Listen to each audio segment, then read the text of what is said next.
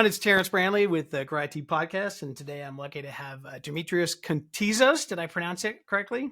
You did Awesome. correct. Demetrios is the CEO of Alliance Innovations, and super stoked to have you on today to talk some fun stuff. So, welcome. Yeah, thank you for having me. Quick background, born in Brazil, grew up in Greece, spent my teen years in New York. Career started when I was around 16, 17, the whole dot-com boom. So I was really happy to be a part of that and to see the growth that actually happened. Stayed with that for a while. 2001, 9/11 happened, joined the Marine Corps, served 6 years, did 2 1-year tours in Iraq. Happy to be back home. Best thing I've ever done was join the Marine Corps. It definitely helped me become the person that I am. And then I was like, okay, I'm good. I can look at, when I have children, I can look at my kids in the eyes and say that I did what I was supposed to do when I needed to do it. And then I went back to tech because I just love technology. Went to San Diego State, worked my way back up from a junior developer, became the vice president of technology at Mirum. Mirum was a global digital agency, and I watched how they ran an agency. Nothing bad to say about it, but I've noticed that a lot of agencies tend to bloat quite a bit the accounts. So they'll have 3 account executives, 4 project managers, and 2 developers. I'm like, how do you have 2 developers and that many? Just doesn't make sense, which then causes the influx of cost for the developer. If I remember correctly, on average, a developer these days costs between $200 and $350 an hour, depending on the technology stack that they're working on. At the time when I was at Mirum, I met a gentleman named Russell Reed, became one of my closest friends, really amazing developer, and we decided to just branch off and do our own thing. So we believe in a lean model. Our hourly rates are between, depending on the technology stack, between $110 to $140. We do not increase it. We do not blindside people, bait and switch. That doesn't, we pride ourselves in our reputation. And then due to COVID and everything else that was happening, we decided to predominantly focus on healthcare and government contracts. Love healthcare just because of all the regulations and the restrictions. So the lines are very, very clear where you're supposed to be. And if you're not within those lines, you're wrong. And we've taken quite a bit of, let's see, like WellSpan. WellSpan Health is one of our greatest clients. We've had a partnership for multiple years. We took them from a really complex system that they had previously. We moved them over to a Sitecore build. We worked on unique personalization aspects within the technology. So Sitecore comes with Sitecore Personalize. We built on top of that. We were able to replicate something more like Spotify. So for example, if you interact quite a bit with certain articles, and we are the same demographic, we're following the same things, those articles are now being recommended to me because if you're interested in it, more likely that I'm going to be interested in it. We have weight scales and all this crazy algorithms, but it's worked out pretty well. I would say that the biggest thing that we've achieved in 2024 is that we built our own healthcare compliant analytics platform. Last year, December, the HHS, the Human Health Services, released a bulletin stating that you can no longer be using Google Analytics on healthcare websites. And that's because they're selling your information to marketers. So for example, if you go and you look up diabetes, you're going to start getting a bunch of diabetes ads as you surf the internet. There's still a bunch of litigation about the legality of whether you can use Google Analytics or not, but quite a few healthcare providers have gone and been sued for sharing that information. So we ended up building our own proprietary healthcare analytics platform within 8 months. It's fully up and running. We have it on, I believe, in 4 clients right now. We have another 4 or 5 pitches. The closest competitor that we have is a company called FreshPaint. But they're not really an analytics platform. They are a proxy. So there's 18 unique identifiers that exist within analytics tracking that cannot be shared. So what they do is actually stop that from reaching Google Analytics. Great product, have nothing bad to say about it, but then you don't really have the information that you need. You don't know the city that the person's from. You don't know their birthday. You don't know certain things. So then we went and just built our own HIPAA-compliant analytics platform. It's actually funny. I actually have it up and running on this screen next to me right here, looking at what's happening on our current website. Overall, the cost, I believe, tends to be for any other HIPAA-compliant analytics platform, around $240,000 a year per client. So that's $20,000 a month. We are actually going between 5,000 and 10,000, depending on the amount of traffic that you have. So yeah, we're really happy about what we're able to build and deliver. Wow, there is a lot there. Okay, so the Marine Corps background, fast deployment, 8 months to build this platform, right? Like I'm putting a lot together. I'm kind of piecing together probably, how you guys have grown quickly and why. So focus in healthcare and government. Is that correct? Okay. Yeah, so I'm 100% disabled out of the Marine Corps. Thank you for your So we service, get by the way. I meant to kind of tie that in. So appreciate your service, and especially when you've given a part of yourself physically. when people say that, this is always my response. Thank you for paying taxes because I got to have a blast for 6 years. Like I would not trade it for the world. Made the best friends in the world. It's definitely the determination and the drive that exists within our company. I believe is inherited because a lot of us are we've all served.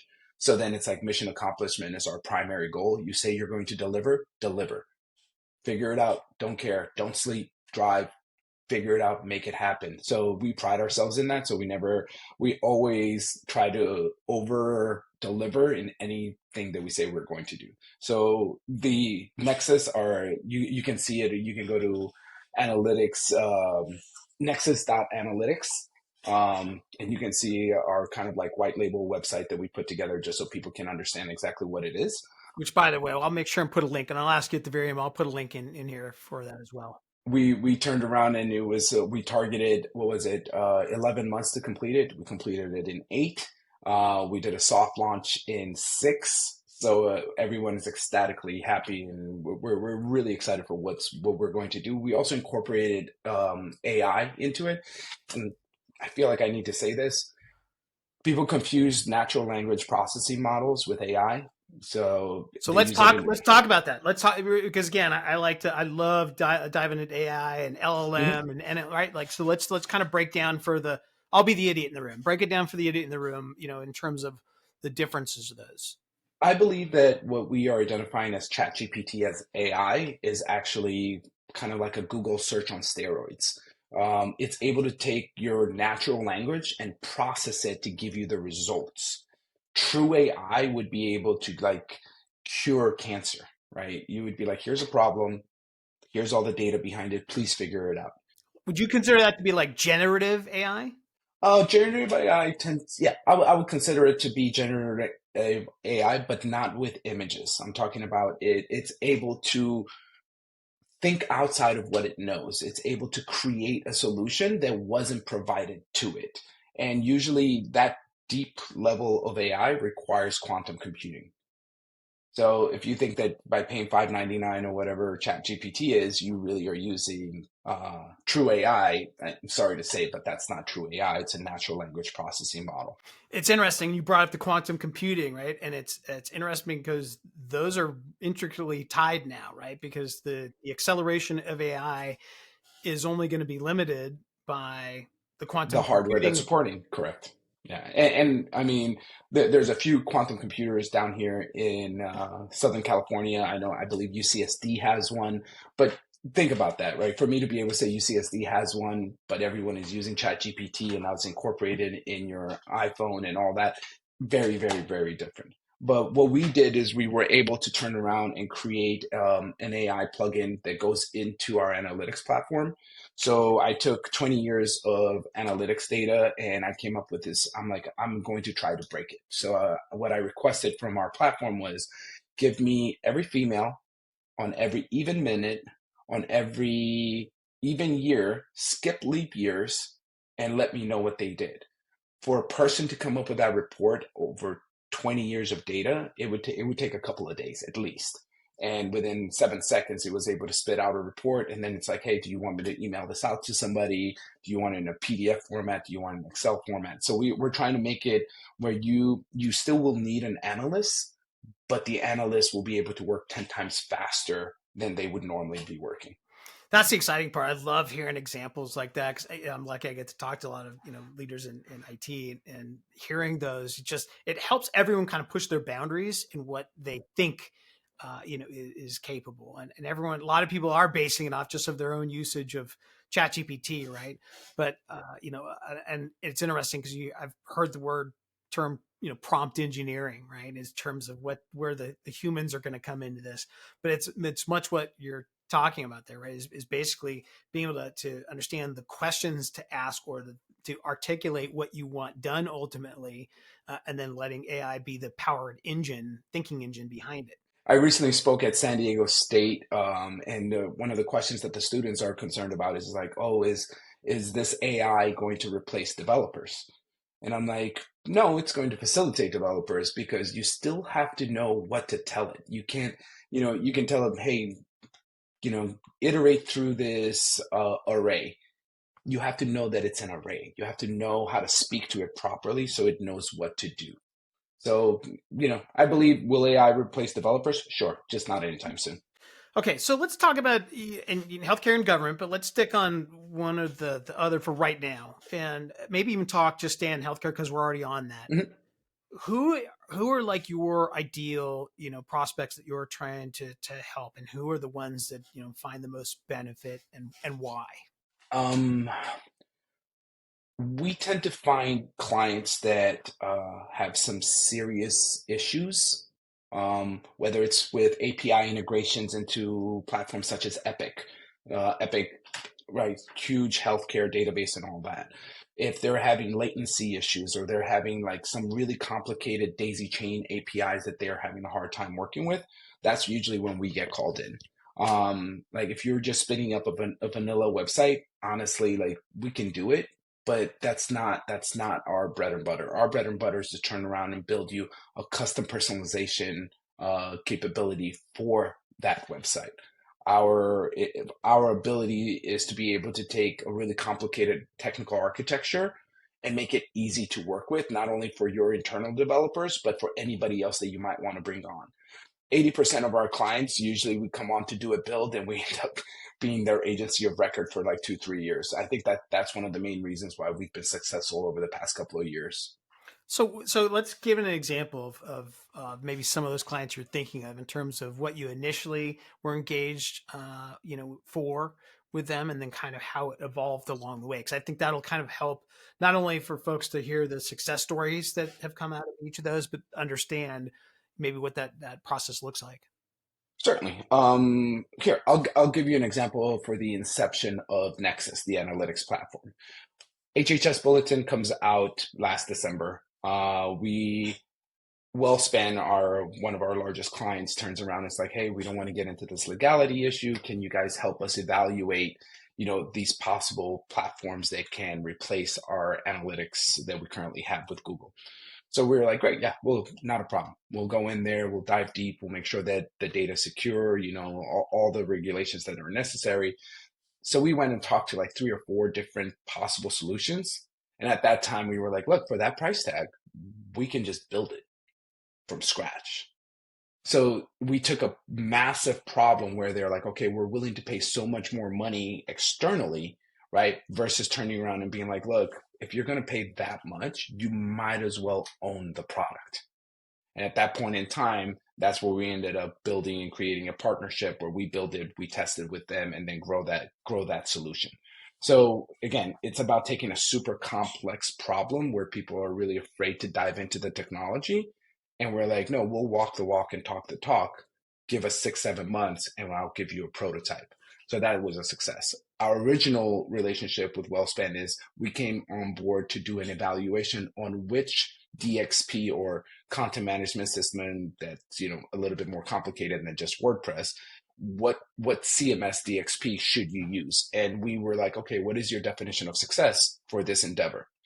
And then they gave us, let's say 10 points. Within those 10 points, we were like, okay, we evaluated all the competitors. Here's our recommendation. Here's the write up why. And here's what we think it would cost to build. At that point in time, they were like, well, you guys did such an outstanding job. Can you guys build it? And then now we're just keep growing and growing and growing that relationship.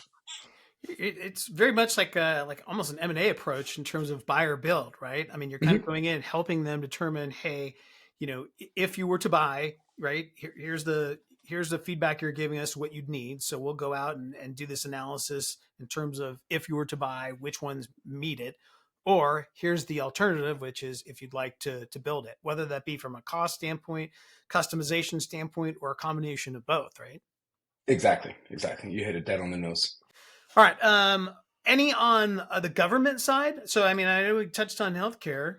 Yeah, the government side is a little bit different, right? They're a As little someone who worked for the government, right, in a capacity. they're a little bit deprecated, and I understand. Right? Being a Marine, I totally understand. Like, for example, we built a couple of things for the Marine Corps. We actually the team here, while we were at Miram, we built Marines.com, which is on Adobe AM. Building through that relationship, we ended up building a lot of internal tools for them. And like, I mean, any developer right now is going to cringe if they hear this. We had to be able to support IE7, which is a Internet developer's, Explorer 7? yeah, yeah. It was a nightmare, right? So you have modern day development practices that will not work well with IE7, but because they are who they are, they were like, no, we have to be able to do it because this is what we use on our internal network. Yeah. So at that point in time, you're just having to jump through hoops and remember how the code was 20 years ago to be able to actually make it work properly on that specific application. But yeah, interesting project. I think that was a tough one for us for sure. And I guess it's probably one of the challenges, right, of doing government work for government agencies, that they're going to be a little bit antiquated and Hmm. in their processes, and they're not trying to be cutting edge, right? And a lot of times they look at things from a cost saving standpoint, but it makes it more difficult as they are trying to make improvements or being forced to, that if they're on antiquated systems or platforms. And to get new browsers or modern day development practices approved, I'm sure it has to go through 400 steps, and by the time it gets to where it needs to go, it's already too late. Um, But I feel like they're getting better. They're definitely getting better. do you think so? Yeah, yeah. We're responding to an RFP for the VA, which is great because now it crosses, our primary vertical with our secondary vertical, and they are trying to get into more of a modern tech stack, like a headless approach in the development, using React or React Native, things like that. So I'm really excited about what could possibly come from that possible RFP. Yeah, not only bridging the gap between your focus on healthcare and government, but then from a personal standpoint, right? I mean, you guys are. And by the way, I love the VA. Everyone has something bad to say about the VA. I say if you are prepared, they will do exactly what needs to be done. So back in one of my previous lives, I was in medical capital equipment, and the VAs, I had two VAs in my territory, one which was in your backyard, and the other one was up in Santa Monica. And I will tell you, everyone that I ever dealt with, without a doubt, within the VA system, loves and cares for our veterans, and was just some of the nicest, best people uh, that you work with. And so it always pains me when I hear, Yeah. some of those. Just like anything, there's always going to be a negative story or something, right? No one's perfect, but it always pains me to hear that, because I think the same as you. But again, you're firsthand user, I say this, and if anyone was to get me to recommend a book, I recommend Extreme Ownership. It's a Navy SEAL book, even though I'm a Marine. Don't hold it against me for recommending a Navy book, but I apply that to pretty much everything. If you touch it, you own it, right? So if you're having a bad experience, it doesn't matter if it's the VA, it doesn't matter what it is, look inwards and see where you're falling short. Because again, I mean, I got out of the Marine Corps in 2007. I've never had an issue with the VA, but they do recommend that, hey, if you need to have a form filled out or you need to get blood work done or whatever, make sure you get it done before you go to your next appointment. You can't be mad at someone because you didn't do your part to make sure that they could do their job. So that would be my recommendation for sure. I kind of feel like there's some generations of our youth that may need to hear that too, right? Yeah, definitely. Take personal responsibility is more than just a couple of words. Exactly. Like look inwards and be like, what could I have done better? Period. All right, so let's switch gears to growth. I love talking growth. That's why it's a Grow IT, and I love fast growing firms. And I know your background. Fast deployment is part of your methodology of growth, right? So, like, what are maybe talk about what are some of the things that you found to be successful in growing your firm? What are some of the challenges that you not only faced but are facing and continuing to grow? We we've been really lucky, honestly, and we our growth has been based on our reputation. We really don't do any marketing. You don't see ads from us. We don't. What happens is like someone will turn around and say like, "Hey, I have this impossible project," and then they're like, "Hey, the guys in Alliance, like, don't miss. You might want to go talk to them." So our growth has been word of mouth, and within 5 years, we've gone from being like, what was it, like the first year was a $200,000 or whatever it was to a 6.8, $7.8 million business. Our goal is to double that over the next couple of years. However, again, lessons learned from previous agencies, you cannot grow too fast. You cannot grow too fast. You're going to lose your processes. You're going to start dropping the ball. So we want to make sure that we have incremental growth. But our problem right now is responding to government RFPs is an absolute nightmare. It takes days to write up a response to an RFP because they want to know anything and everything. And then with the healthcare vertical and higher education, healthcare we're perfectly fine in just because we've done so many builds, so we have the reputation and the history to be able to back up what we're saying. Where we're having a hard time is breaking into new verticals. So our new one is higher education. So at that point in time, they were like, okay, what do you know? What experience do you have about higher education? And I think there needs to be a shift in clients. And what I mean by that is that you don't want to do everything that everybody else is doing. You want to do something that differentiates you, right? So if you have a company that all they do is higher education, they're going to do the same recommendations every single time. We view it as like you as a client and your users are the experts. We're the implementers. So if if we find out that you need to do, again, going back to the personalization aspect, right? You need the ability to do some insane type of personalization. That's perfectly fine. We are tech people. We live and mind you, everyone in Alliance is an engineer. I was an engineer for multiple years. There's not the executive assistant is a developer. Just chose that doesn't want to be a developer anymore. But if you speak to anyone at the company, we speak the same language, we vibrate on the same frequency, and we have the same ethos. So with that, it's like they want the expertise, but I'm like, the expertise is not the higher education. The expertise is being able to implement the technology to achieve whatever you need to achieve.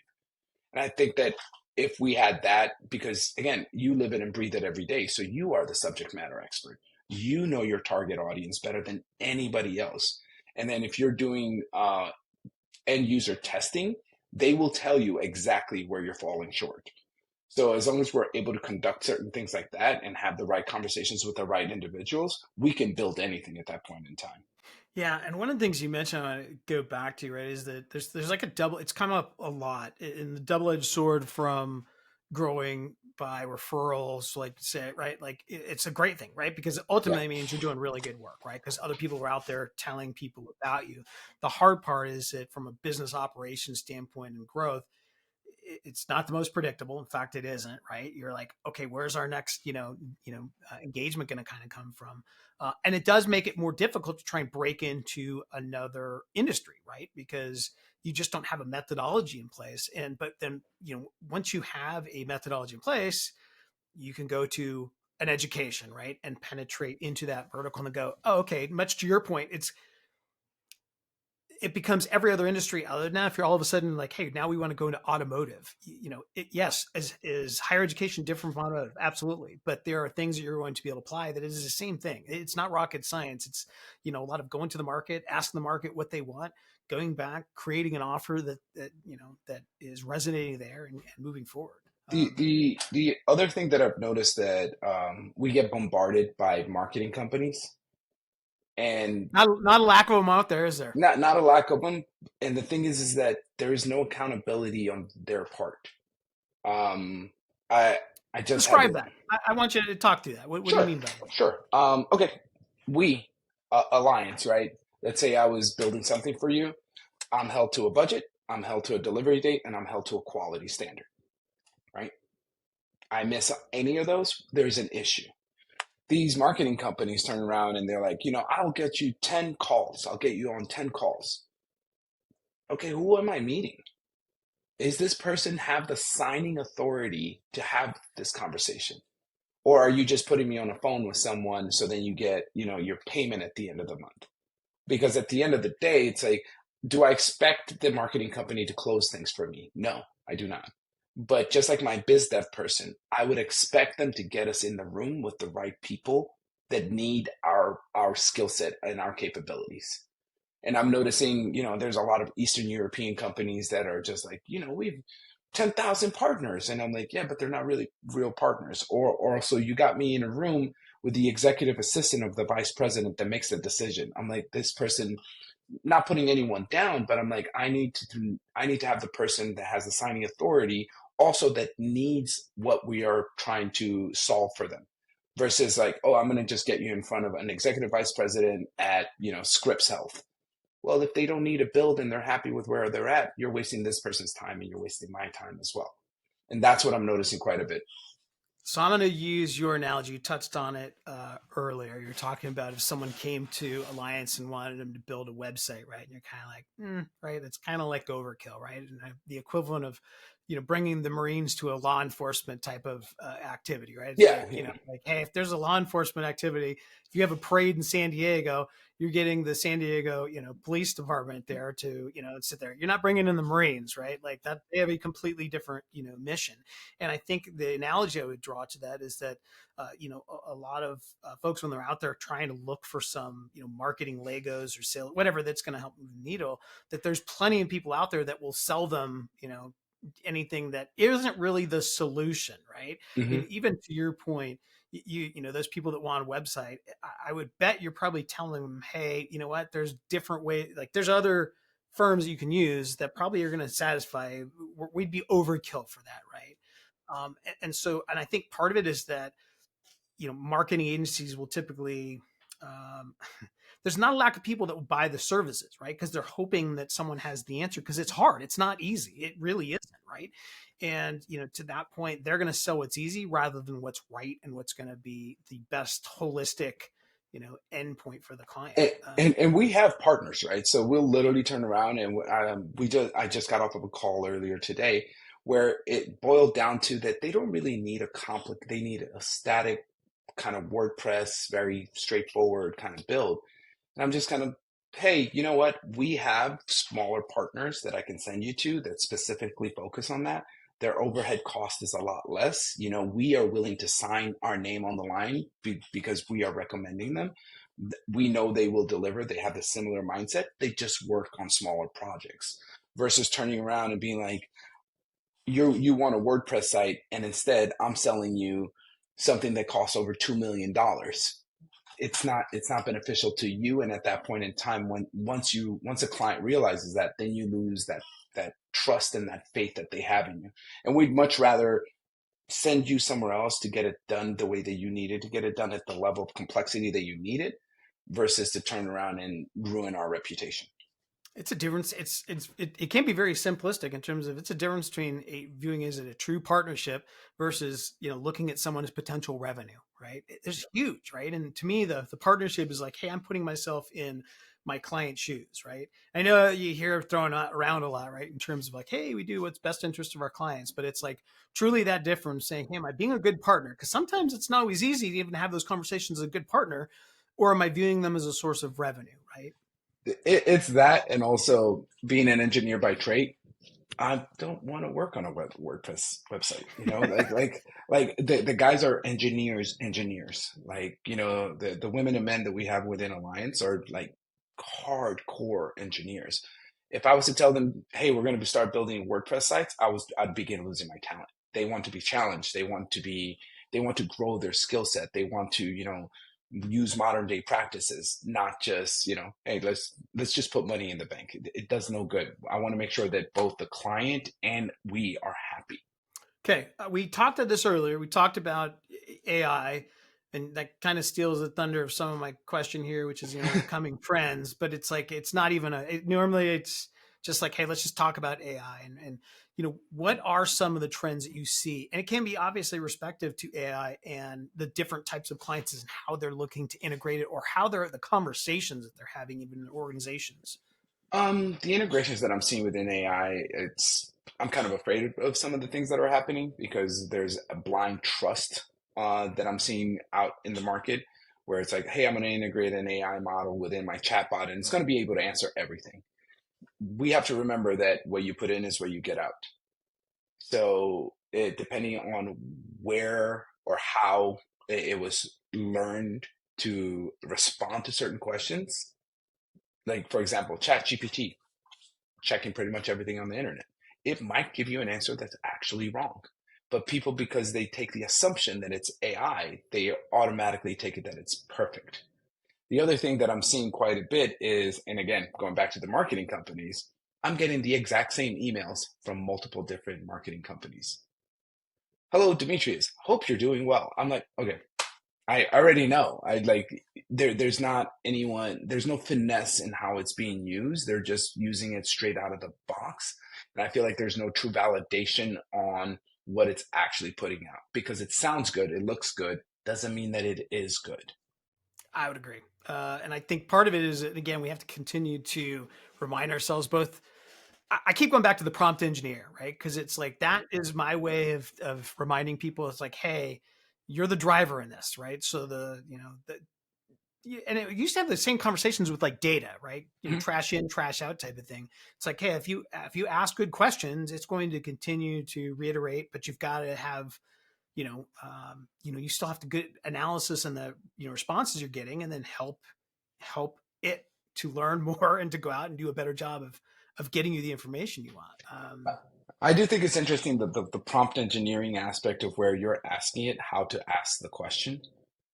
So it's like it's feeding itself. I really haven't I haven't gone in depth into it, but I'm really interested. I think I might begin to play with it just to see how well it can actually fix itself when you tell it, no, the response that I was looking for was this. How should I have written the question? So I'll tell you, we use it a lot, and what I'm even noticing now, and I'm referring, I've tested a few, right? Obviously, ChatGPT 4.0 is the newest version. There's things like Grok and Mhm. Copilot from Microsoft, but I'm just going to stick with ChatGPT just because everyone kind of defaults to that. I've noticed a difference in the 4.0 today from where it was, I want to say 2 months ago when that one launched, that it's gotten faster and better. And I do ask a question. So I kind of treat it like so I've learned to treat it like a person, right? And say, hey, here's what I'm trying to do. And here's my parameters. Do you understand? Does this make sense? Do any of them not make sense? Right. And then even still, right, I'll kind of bring the first draft that it will respond to me and then say, hey, I think you missed this part. This is what I meant by this and this, right? And to me, I'm beginning to see over probably the last 4 weeks that the better the questions asked and the more that I continue to go back and refer back to questions I had asked earlier where I think it missed, we're basically saying, no, you missed there. Yeah. So go back and look at what I originally asked you and then the subsequent questions that related to that and where I kind of kept re-clarifying. So I don't know. I don't take that as an anecdotal. I like that though, because then you're helping it. You're not just putting a question, taking the response and pasting it somewhere. You're interacting with the AI, right? You're interacting with that natural processing model where it's like, okay, what would you recommend? What am I missing? Versus just being like, oh, here's my question, because you put in a question, it's going to give you an answer. And it might not be as in depth or as detailed, or it that might not see the other perspective. So being able to ask it questions like that to trigger it to actually be better than the vanilla answer that you would get, I think that that is the appropriate way to actually use ChatGPT and AI of that sort. What do you think are some of the negative potential aspects of it? Oh, people are going to get lazy automatically. People That's aren't the lazy. Are you kidding me? people are going to get lazy. I mean, I would love to know the impact that it's had on the educational system. Like, I would love to know. I mean, at the end of the day, anyone can look like an expert on a paper, but put them in front of a room to do a presentation and they're going to just fumble because people are not taking the time to actually learn what it's actually putting out. It's just like, oh, I need to get a quick answer, so I'm going to do that. And that's what it is. Right. So it would be like raising a kid and just giving them a calculator from day one. It's, yeah, they're going to get the answer, but then if you're like, show me the work, they're going to stumble. They're not going to be able to do it. And I think that that's going to be a huge impact that we're going to see in a few years. How do you think we can avoid that? I mean, AI detectors are important. I think that for us, for example, like within code, right? You can literally tell ChatGPT, hey, how would you make this API call? And I want this and this and this and this. We within my company, what we do is we do code reviews. So if you check some code in and we look at it and again, like writing code is like a fingerprint. There's an elegance, there's an art to it. Like you can look at it and I can look at it and tell you who in my company wrote it because they write it a certain way. When it doesn't match their style, at that point in time, that's when I'm like, walk me through it. Tell me what it's doing. And that's where people were like, no, even if you use ChatGPT, and I'm not saying don't use it, I'm just saying dive into what it's actually doing so you don't present yourself as an expert in something when you're not. So I'll give you an example, and I'm going to confirm or affirm what you just kind of tested. And so I have a freshman in college. He was taking a class that he was not very excited about. It was outside of his business study. I think it was in music. And I helped him by using ChatGPT. And I did it purposely and walking him through it because I wanted him to see how he could use it, not just to get his assignment done, but to also learn more about what the assignment was about. And I'll explain. So as I walked him through, it was like, hey, right, I can't remember what it was like 2 or 3 concerts that he had to watch, right? And then Mhm. basically make comments on the style and different things, right? That he had zero interest. But I walked him through the prompts to use. One of them was like, hey, write this in the writing style of a 19-year-old who plays a college sport and talks more casually, probably in the equivalent of like a 10th or 11th grader in high school, right? And as he puts that in, and it starts responding back in his verbiology and his typical the verbiage that he talks with, he was like, oh, this makes it so much cooler to understand. So he was actually reading what got kicked back to him because it was speaking in It connected. his Yeah, language, right? And so at the end of it, as I walked, we spent like 2 hours on it. He got an A, but after it was more importantly, I was like, hey, like, so tell me now in your own words, what was it that thing was about, right? And he was able to walk through and articulate the whole thing because it spoke in his language and it kind of connected the two. And it was like, okay. And I said, do you see the power of this? Because you probably would have just brain dead gone through and done the bare minimum to get that project done, but you've now actually learned more than you exactly. would have gone doing it the other way. And he agreed. He was like, in fact, the next day he had texted me, he's like, that it was so darn cool. And so I think there's some good that can come out of it, if just like anything in life, right? If used correctly.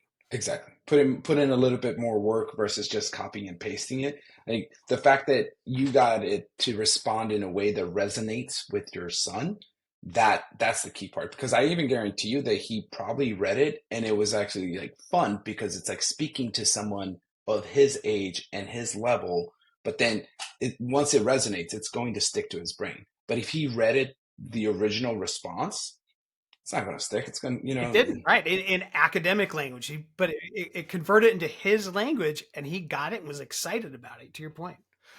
All right, let's switch to fun stuff. What do you enjoy doing outside of work? I jump out of planes.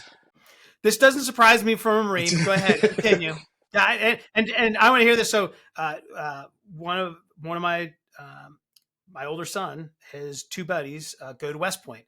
The older one is part of their jump team. He actually just graduated now, is moving on to his first assignment. But Yeah, I'm an avid who sky. would be crazy enough to jump out of a plane?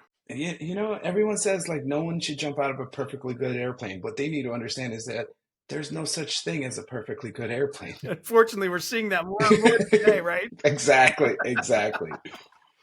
But yeah, so we do hackathons, but predominantly for me for fun, I ride motorcycles and I jump out of planes. I think that it cleans the soul, and I call it forced meditation Because, when you have all that thing going on in your head, leave a plane, jump out of a plane. I promise you, it clears. Like, you need to be present, you need to be focused, you need to be right there. So by the time we land, I feel 10 times lighter than when I left. It almost, I would imagine, it almost slows your thinking. Maybe that's what you're talking about in terms of keeping in the present, right? It slows your thinking. So instead, our daily life, we're always thinking a million miles an hour and thinking about 10 other things, right? And at that point, you can't, other than like, I better You be can't. Yeah. concentrating on what's important to this right now, which is my Or altitude. something's going to go bad. Yeah, exactly. Exactly. It's like, and mind you, once you become like an avid skydiver, you're jumping with like seven. I mean, I've jumped with like 18, 19 people. There's people that hold world records for like, a 200-way jump. So now you're not only thinking about what you have going on, you're like, what is that person doing? What is that? But it literally, I feel like it's a clean reset in my mind. All right. Well, with that, if as we wrap up here, if business owner or an executive from healthcare, maybe higher education now that you're focusing on is watching here Yeah. and wants to learn more about yourself and Alliance, what's the best way then to find out more about you guys, to follow more about you? You can go to www.allianceinnovations.com. If you're specifically interested in our analytics platform, you can go to analytics.nexus and you'll see everything right there.